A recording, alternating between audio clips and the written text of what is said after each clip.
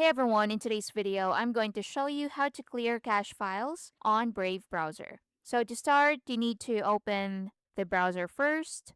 Now, once it's opened, go to the hamburger menu at the top right, or the three lines right there. So tap on that and you need to scroll down a bit and look for delete browsing data. Once you find it, tap on it. And in here, make sure you select cache images and files. You can also select other types of data like cookies and other site data, browsing history, Leo AI, download history, autofill form data, site and shield settings, etc.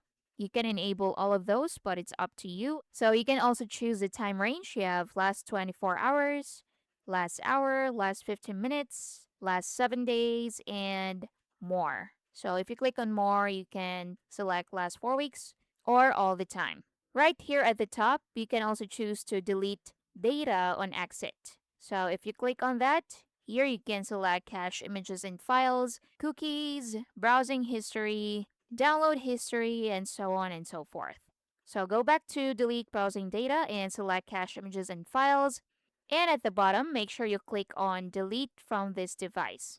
So once you click that, you'll get a notif that the cache has been cleared. And that's basically it. So again, you need to go to the hamburger menu.